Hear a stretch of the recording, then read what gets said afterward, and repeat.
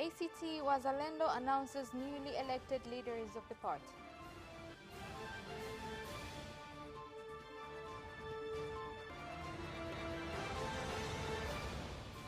Tanzania promotes tourism opportunities at the International Tourism Fair in Berlin, Germany.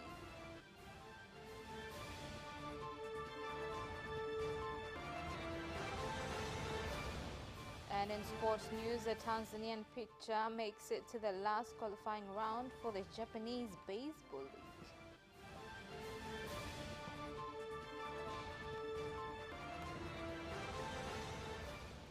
Good evening, this is Capital News at 9:30. My name is Khadija Zimbwe. First, the national news.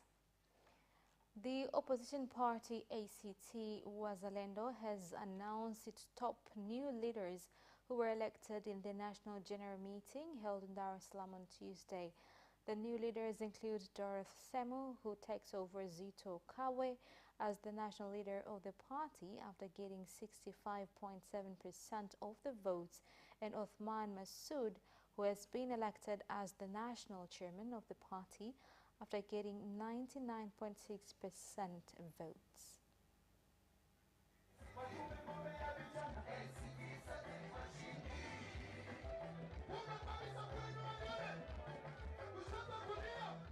Ndugu yetu Ismail Jussa Radhu kuwa ndiye mshindi, na mtangaza sasa ni makamu mwenyekiti wa chama cha ACT Wazalendo upande wa Zanzibar, na nitamuomba ndugu Ismail Jussa apande jukwani. Kwa mamlaka niliyopewa, naomba sasa nimtangaze ndugu Isiaka Mchinjita kuwa ndiye mshindi wa kiti cha makamu mwenyekiti kwa upande wa Tanzania bara. Kwa mamlaka niliyopewa, naomba kumtangaza ndugu Othman Masood Othman Sarif kwamba ndiye mwenyekiti wa chama cha ACT Wazalendo, na namuomba pande juu ya jukwaa.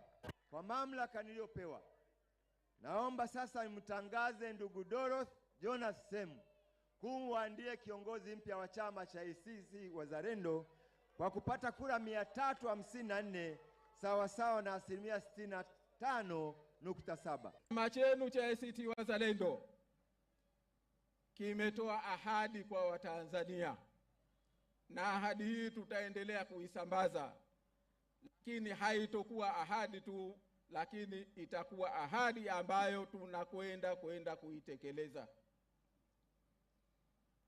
Sote ni mashahidi kwamba tuliowapa ukandarasi wa kuendesha nchi hii Chama cha Mapinduzi wamekuwa wakibadilisha mafundi, wamekuwa wakibadilisha vibarua, lakini wao wanachotaka kutudanganya kwamba sasa tuna fundi mzuri. Tatizo letu sisi sio fundi, tatizo letu ni mkandarasi tuliyempa kazi hii hakufaa. Ametuonesha wazi kwamba hajaweza hii kazi. Viongozi wa ACT Wazalendo tunatakiwa tusiyaondoe macho yetu kwenye changamoto za kila siku zinazowaumiza, zinazowasumbua na kuwabughudhi wa Tanzania. Narudi maeneo yetu ya kazi kwenda kuhakikisha kwamba tunajenga taifa la wote ambalo rasilimali za nchi hii zinaenda kutumika kwa maslahi ya wote.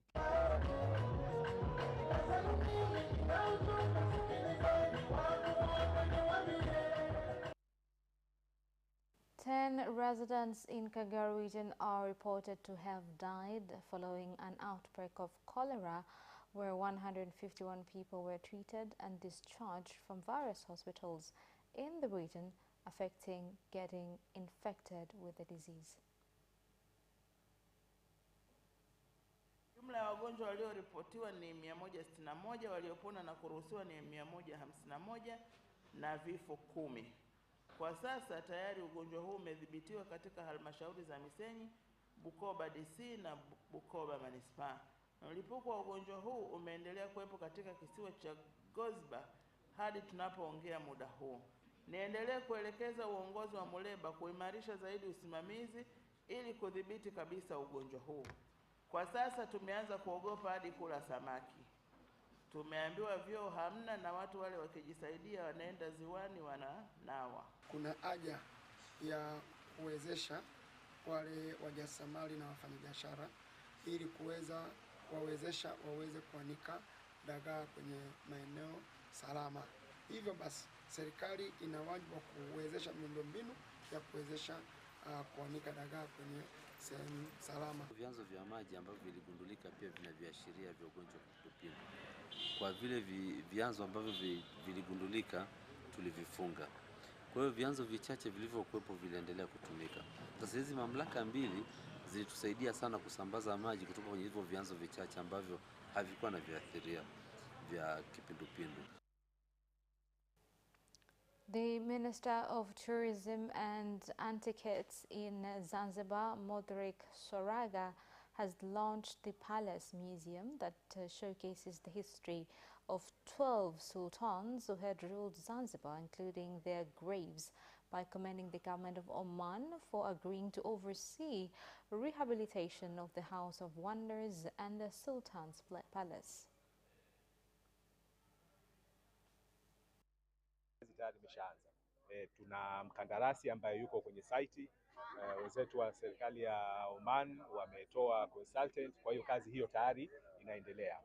Tumekuja kuhoji kidogo kama serikali kwamba kidogo zoezi linaenda kwa utaratibu, lakini wametuhakikishia kwamba kutokana na hali ya jengo jinsi lilivyo na ule uchakavu ambao upo, inabidi kuchukua muda katika swala zima la matengenezo na restoration. Kwa hiyo kazi ya Beti la Ajaib inaendelea, iko vizuri.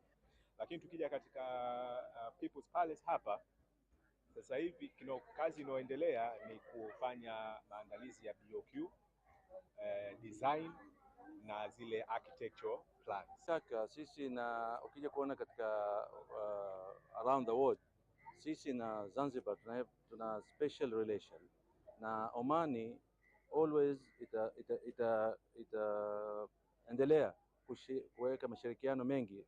Sisi sasa hivi tuko na Beit al-Ajaib, tuko tuna renovation, kuna majengo mbalimbali inshallah mtaiona katika huu mwaka, na tunapata maelekezo katika mheshimiwa mfalme wetu Mungu amweke, na mheshimiwa rais wa Zanzibar. Sultani 12 waliohukumu hapa, masultani 9 wamezikwa hapa, kutoka Said bin Sultan na mpaka ukizungumza Said Barghash na Said, kuhudhuria celebration ya King George wa Uingereza. Walipofika Faransa akaumwa, hakuweza kuendeleza safari yake, akaenda Said Khalifa kule bin Harub, naye akafa baada ya muda. Walioishi pale Faransa akazikwa kule Faransa. Amba mtu wa tatu alhamdulillah yuhai mpaka leo, Said Jamshid ambaye alizaliwa katika mwaka 1929 mwezi wa 9 tarehe 17. Alipoondoka hapa akaenda kaishi Uingereza, na sasa hivi yuhai mpaka leo, yupo Oman, ana umri wake miaka 95. Kwa hivyo masultani watatu hawakuzikwa hapa. The National Chairman of Chama cha Demokrasia na Maendeleo Chadema, Freeman Mbowe, has accused the government of failing to continue to process to form a new constitution and independent electoral commission, claiming that this is an indication of dismissing the views of millions of Tanzanians given to the Warioba Commission.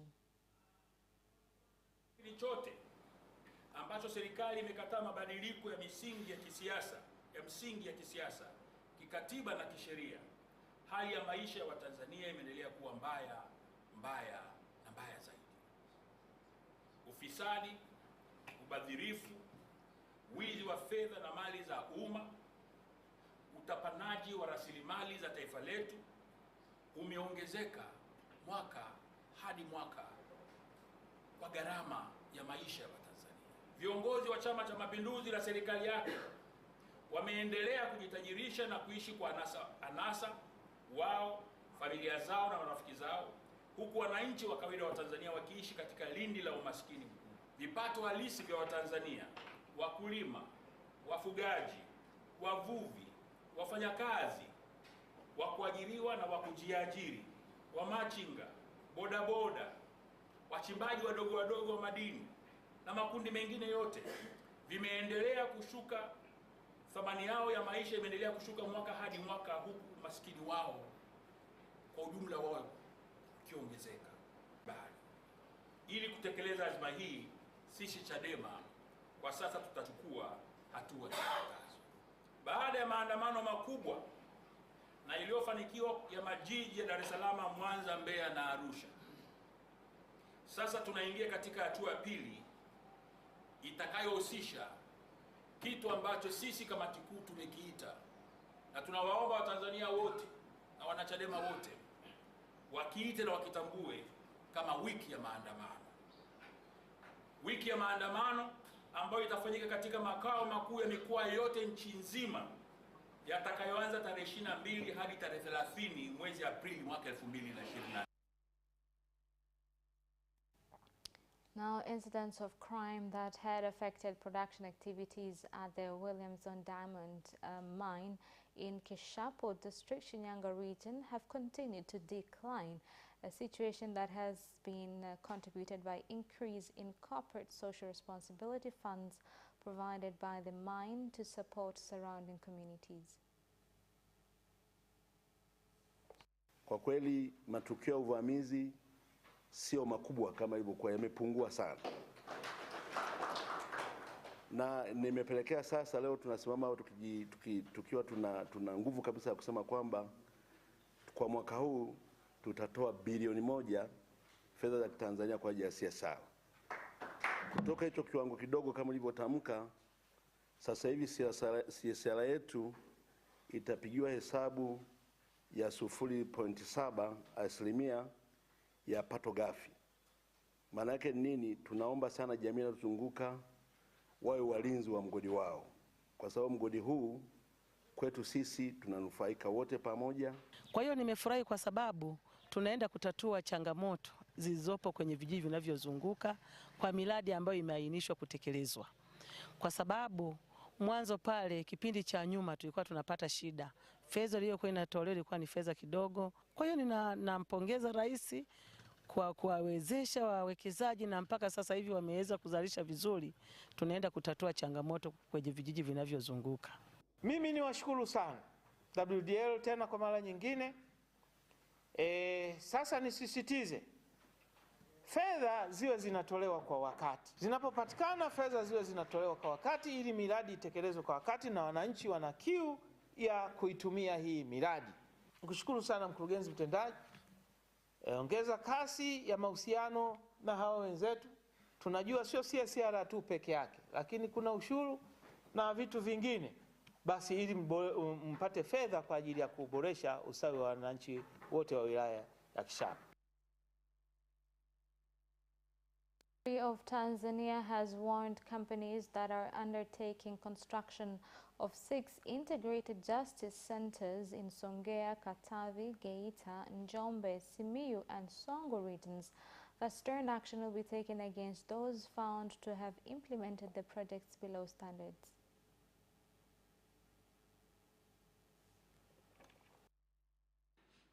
Katika malengo yetu ni kuweka msimamo na kueleza kauli ya mahakama juu ya umuhimu wa kuzingatia muda, kuzingatia ubora wa utekelezaji. Narudia, muda na ubora. Deadline ya kwanza iko Simiyu. Nani anajenga Simiyu? Deadline ya nani? Consultant wako nani? Mshauri elekezi yuko wapi? Wewe bwana Aquiz, wewe nakufahamu pao kwa sura, tutaongea vizuri baadaye.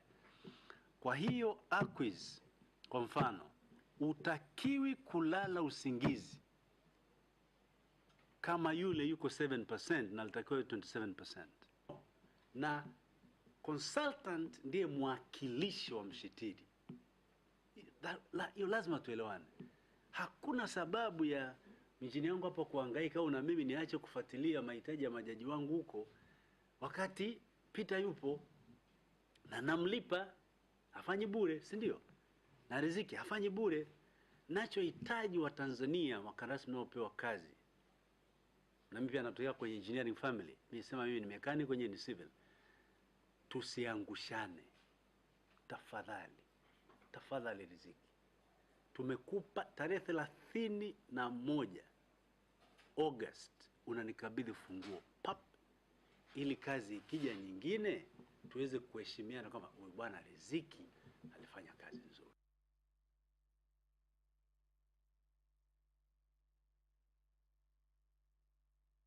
Spying scandal, it began after Russia intercepted and released a sensitive discussion among high-ranking German military officers concerning Ukraine.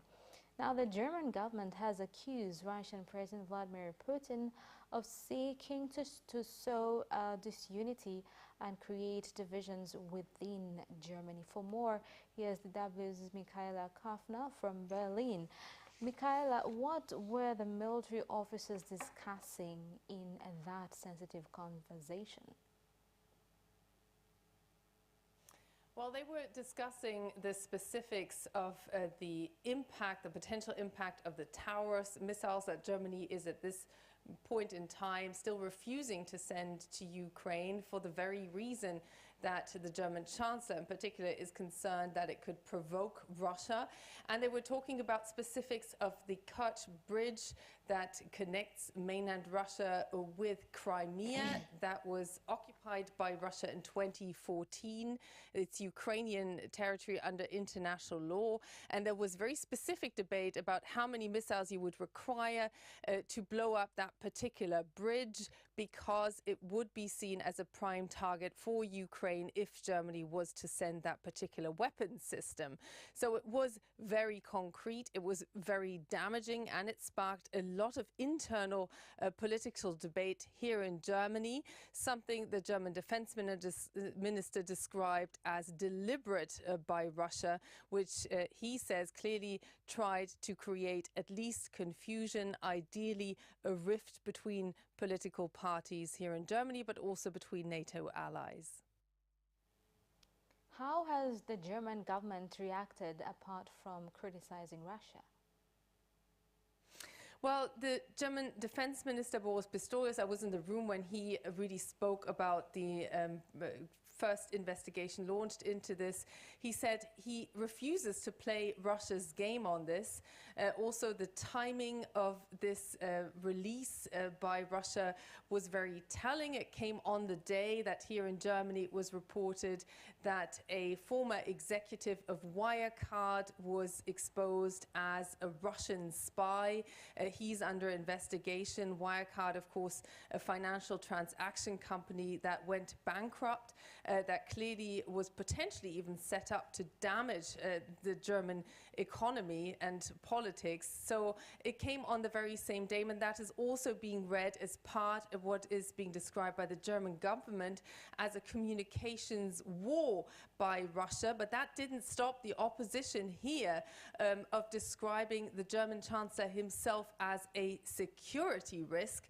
So clearly, at least one aim was reached by Russia, that there is not just heated debate, but more criticism of a chancellor who's already struggling to hold together a very shaky three-way coalition that is, to a large part, busy fighting with itself rather than actually discussing on how to fight back against Russia in Ukraine. So how is this affecting Germany's relations with its allies? Well, there has been criticism and there is a context. The German Chancellor last week let it slip, to say the very least, publicly, that there are potentially military personnel by France and Britain on the ground in Ukraine to fine-tune the targeting of similar weapon system to the Taurus that Germany is not sending. And that sparked quite a bit of criticism, particularly publicly from Britain. We're also hearing that not so publicly from France. This makes Germany look pretty bad in a NATO context. Having said that, when you talk about the working level, there is, yes, a political fallout, but NATO, if you talk to NATO, they say that the alliance is still absolutely determined to stick together. But there are rifts between the German and the French government in particular, and unless they find a way to not just gloss this over, but to work it out, there is a weakening of the Western alliance, and that would be seen for sure as at least a partial success for Russia. So that's what also the German defense minister sees as the homework right now, to stick together and to not let more leaks occur, although it would be naive to think that those don't happen all the time around the world. It's just rather telling that Russia chose to release it. Usually this is kept secret. Thank you for the update, Michaela. And that is the end of national news. Business news is next.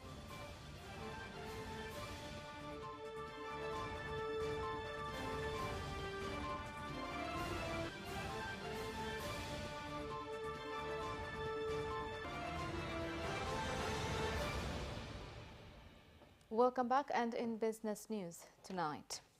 The government has said that the International Tourism Fair held in Berlin, Germany, ITB, attracted big tourism companies around the world to look for investment opportunities in Tanzania in the hospitality, travel and promotional industries.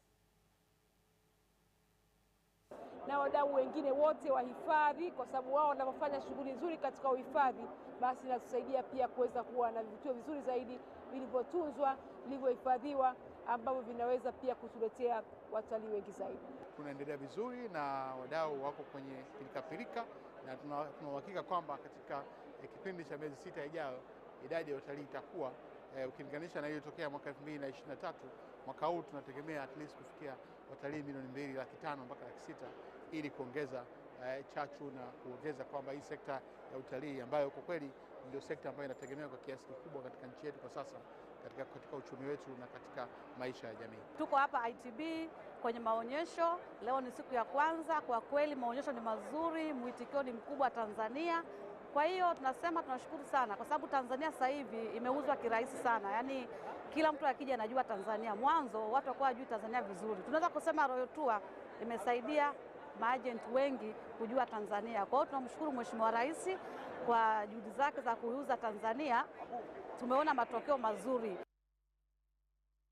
The gaming industry in the country is among key tax contributors, where tax collected by the government from gaming activities have increased from 33.6 billion shillings in 2016-2017 to 170.4 billion shillings in the 2022-2023 financial year. Tokea kuasisiwa kwa sekta hii kumekuwa na mchango mzuri katika kuchangia mfuko wa serikali. Kwa hiyo kipindi cha awamu ya 6 hii tumefikisha kodi kwa mwaka ni bilioni 170.4. Zile lengo la awali lilokusudiwa limeweza kufikiwa.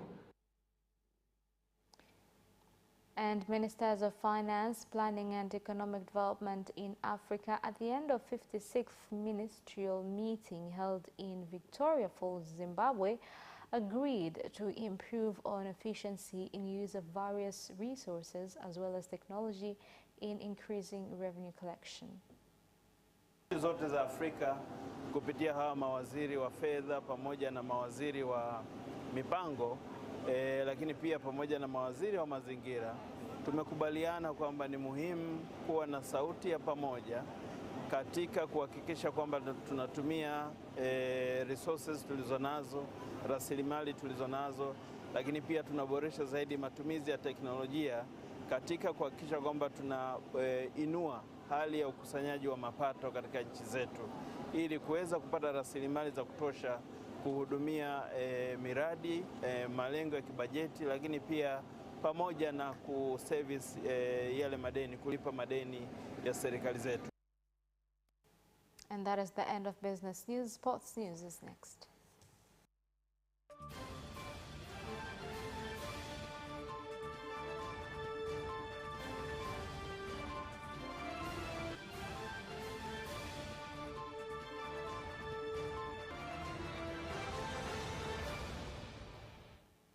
Welcome back, and in sports news. 15-year-old Tanzanian pitcher has made it among pitchers from 4 countries that include Nigeria, Ghana, Kenya, and Tanzania to the last round of qualifying for the Japan Baseball League. Sisi kwa kweli tumepokea kwa bashasha kubwa, kwa sababu ni mchezaji wa kwanza katika ukanda wa Afrika kusini mwa ili tuseme jangwa la Sahara kupata nafasi hii kwenda kucheza kwenye klabu kubwa za kulipwa. Itafungua milango kwa wachezaji wengine kutoka ukanda huu wa Tanzania.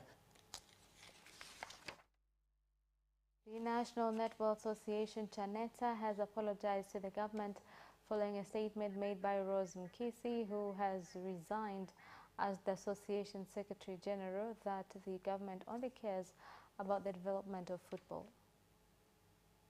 Hadi anatoa kauli hiyo, serikali kupitia wizara na BMT ilikuwa imekubali ombi letu la kusaidia gharama zote za safari ya timu chini ya miaka 21 kwenda Afrika Kusini tarehe 14 mwezi wa 3 2024 kushindana kutafuta nafasi ya kufuzu kucheza kombe la dunia yatakayofanyika Septemba 2025 nchini Gibraltar. And the chairperson of the Hockey Association in the country, Kaushik Dosh, has said the Mapinduzi Cup tournament held at Lugalo grounds would enable them select a strong national team to vie for a place in the African hockey competition. Tunaona kwamba pole pole zinapanda juu na tunaona youngster na youth upande wa wasichana na wanaume wote wapo.